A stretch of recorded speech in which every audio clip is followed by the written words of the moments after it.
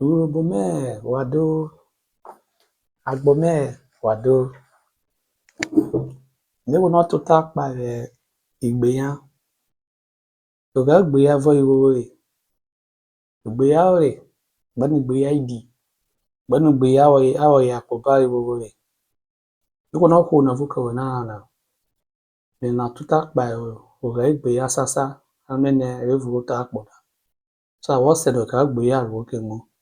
Uni avava honorable Fredo Vili otuta wakpa oga ogbeya yamle oyawa bakiro bo ekwe ma etai oyawa bakiro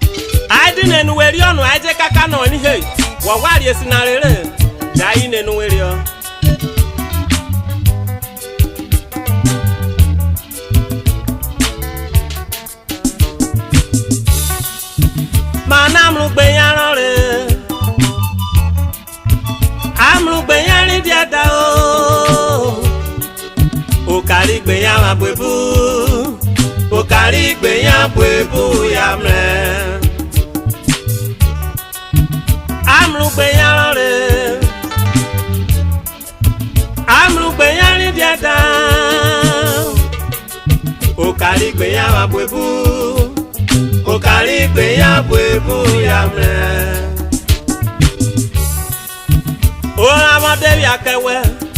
Ugbenyare mwerio bikoje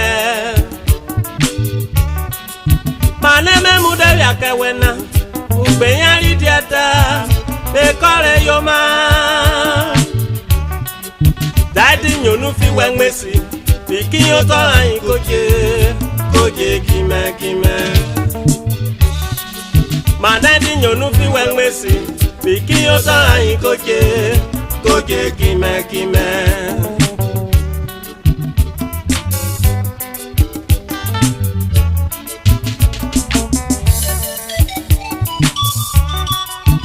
O wewe lo mu igbeyan o no carry igbeyan yan nene o body be rite we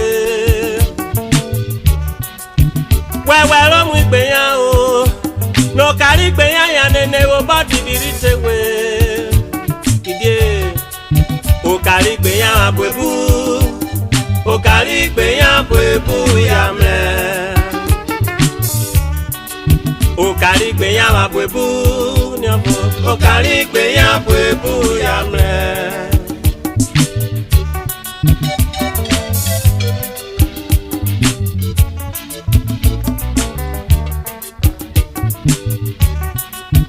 Ugbeyan ye Ugbeyan teyan kwe Ugbeyan kwe fi anyu ugbeyan O kari ugbeyan bwebu ya me Manu ugbeyan ye Ugbeyan teyan kwe Ugbeyan kwe fi anyu ugbeyan O kari igbeyan bwebu ya me O kari igbeyan bwero akpona Eri adi sayora bi we ade yan di se kwa enu Ka igbo ni igbeyan la ke si anenu ma O gene ro won ke moro ye Eru ke wejo Odun yo lo so ta nenu ta Oye Abore boye wo klebo Oh yes O gene bi ko me kare wo lovo wo kabare mo we Okworo diri go fiance evo la wo tare ewe wo lere gene Biko wo da baba to fi agbo bi yo Idi ode okwo to fi agbo bi yo Esi on ebe mamo Eyo meri ewe nene o gene biko ro kawari mo we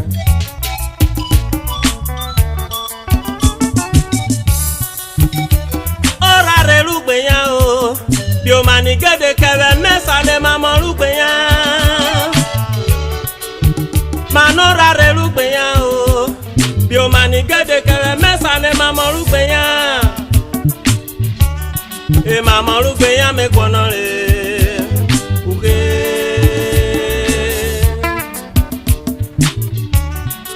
E mamo lugbeyan me kono re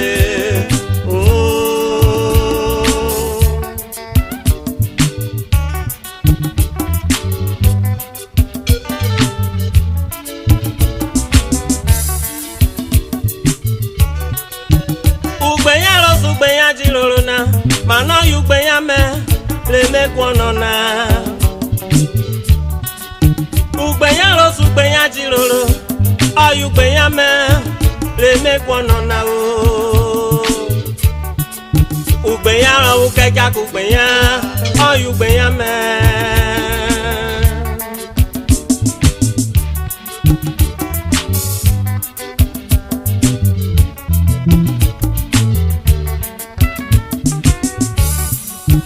Ugbeyan rosu ugbeyan jiloro na Mana yu ugbeyan me Le me kwono na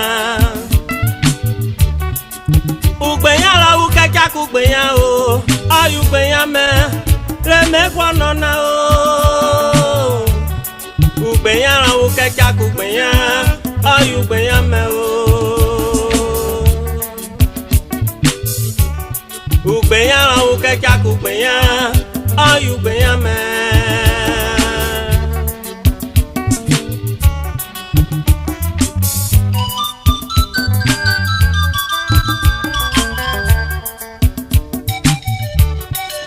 Ayu ugbeyan me Ayu ugbeyan me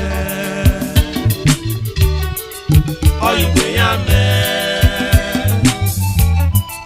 Ayu ugbeyan me oyugbe ya me mana oyugbe ya me o oyugbe ya me Honorable Patrick Onobaka Councillor Ward 5/14 Ekigbo oyugbe ya me Ugele North oyugbe ya me onanugbe ya me Honorable Peter Irapofoke onugbe ya me oyugbe ya me Mr. Christopher Atoma oyugbe ya rime no we buy we oyugbe ya me Mr. John Ogbebo Chairman Circle of Friends oyugbe ya me Mr. Price Osadolaye oyugbe ya me Vice Chairman Circle of Friends oyugbe ya me Mr. Iredia Osagede oyugbe ya me Committee Chairman Circle of Friends oyugbe ya me Mr. Tony Imainagwe Secretary Circle of Friends oyugbe ya me All for one, one for all.